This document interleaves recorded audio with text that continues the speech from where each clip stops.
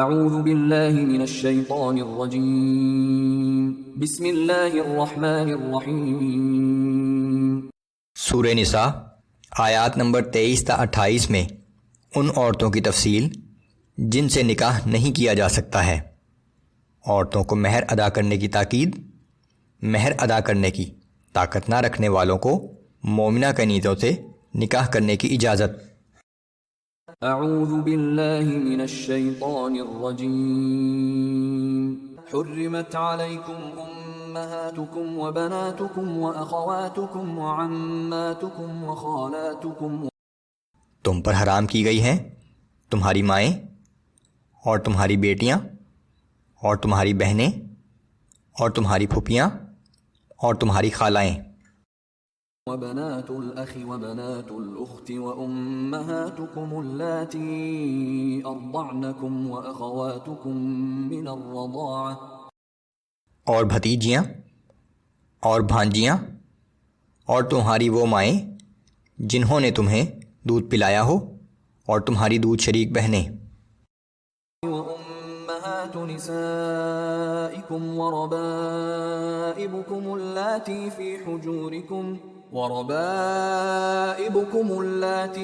حجوركم من نسائكم اللاتي دخلتم بهن، اور تمہاری بیویوں کی مائیں اور تمہاری سوتیلی بیٹیاں بھی جو عام طور سے تمہاری ہی پرورش میں ہوں تم پر حرام کی گئی ہیں، بشرطے کہ تم ان کی ماؤں کے ساتھ صحبت کر چکے ہو۔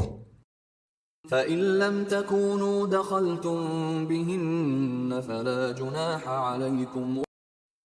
پھر اگر تم نے سوتیلی بیٹی کی ماں سے صحبت نہ کی ہو تو تم پر ان کی لڑکیوں سے نکاح کرنے میں کوئی حرج نہیں، یعنی ماں کو طلاق دینے کے بعد۔ وحلائل أبنائكم الذين من أصلابكم وأن تجمعوا بين الأختين إلا ما قد سلف۔ اور تمہارے ان بیٹوں کی بیویاں بھی تم پر حرام ہیں جو بیٹے تمہاری پشت سے ہیں، اور یہ بات بھی حرام کی گئی ہے کہ تم دو بہنوں کو ایک ساتھ نکاح میں رکھو، مگر جو گزشتہ دور میں ہو چکا سو ہو چکا۔ ان اللہ کان غفورا رحیما، بے شک اللہ بڑا بخشنے والا اور ہر وقت رحم کرنے والا ہے۔ والمحصنات من النساء الا ما ملكت ايمانكم، اور وہ عورتیں بھی تم پر حرام ہیں جو دوسروں کے نکاح میں ہوں سوائے ان کافر جنگی قیدی عورتوں کے جو تمہاری ملکیت میں آ جائیں۔ کتاب اللہ علیکم وأحل لكم ما وراء ذلكم أن تبتغوا بأموالكم محصنين غير مسافحين۔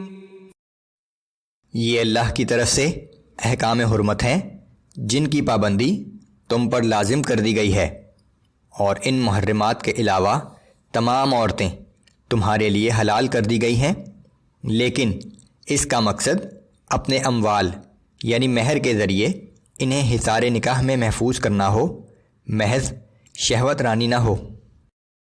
فما استمتعتم به منهن فآتوهن أجورهن فريضة ولا جناح عليكم فيما تراضيتم به من بعد الفريضة إن الله كان عليما حكيما۔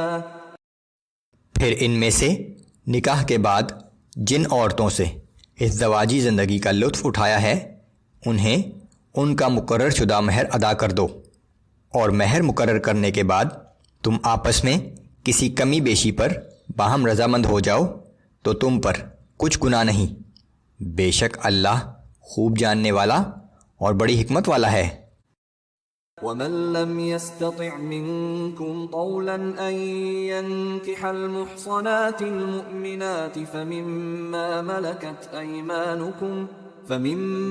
ملكت أيمانكم من فتياتكم المؤمنات والله أعلم بإيمانكم۔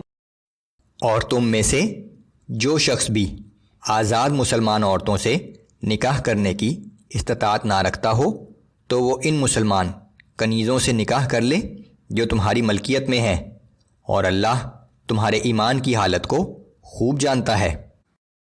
بعضكم من بعض فانكحوهن بإذن أهلهن وآتوهن أجورهن بالمعروف محصنات غير مسافحات ولا متخذات أخدان۔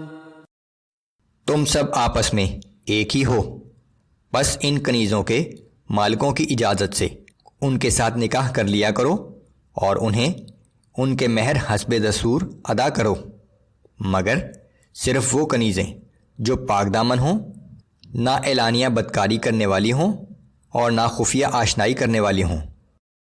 فَإِذَا أُحْصِنَّ فَإِنْ أَتَيْنَ بِفَاحِشَةٍ فَعَلَيْهِنَّ نِصْفُ مَا عَلَى الْمُحْصَنَاتِ مِنَ الْعَذَابِ۔ پس جب وہ کنیزیں نکاح کے حصار میں آ جائیں، پھر اگر بدکاری کے مرتکب ہوں تو ان کے لیے اس سزا کی نصف سزا ہے جو آزاد عورتوں کے لیے مقرر ہے۔ ذَلِكَ لِمَنْ خَشِيَ الْعَنَتَ مِنْكُمْ وَأَنْ تَصْبِرُوا خَيْرٌ لَكُمْ وَاللَّهُ غَفُورٌ رَحِيمٌ۔ یہ کنیزوں سے نکاح کی اجازت اس شخص کے لیے ہے جسے اپنے بارے میں بدکاری کا اندیشہ ہو، اور اگر تم ضبط و صبر سے کام لو تو یہ تمہارے حق میں بہتر ہے، اور اللہ بہت بخشنے والا اور ہر وقت رحم کرنے والا ہے۔ يريد الله ليبين لكم ويهديكم سنن الذين من قبلكم ويتوب عليكم والله عليم حكيم۔ اللہ چاہتا ہے کہ وہ اپنے احکام تمہارے لیے صاف صاف بیان کر دے، اور یہ کہ جو صالحین تم سے پہلے گزرے ہیں تمہیں ان کے طریقوں پر چلائے، اور یہ کہ تمہاری جانب توجہ فرما کر تمہاری توبہ قبول فرمائے، اور اللہ بڑے علم والا، بڑی حکمت والا ہے۔ واللہ یرید ان يتوب عليكم ويريد الذين يتبعون الشهوات أن تميلوا ميلا عظيما۔